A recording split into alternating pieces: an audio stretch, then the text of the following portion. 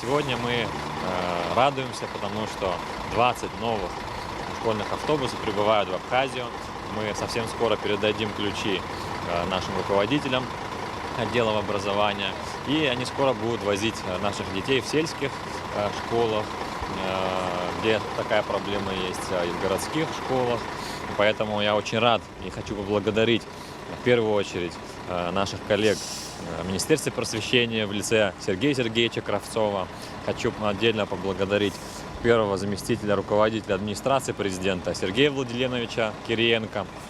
Без его поддержки этого у нас не получилось. И, конечно же, мы все безмерно благодарны поддержке президента Российской Федерации Владимира Владимировича Путина.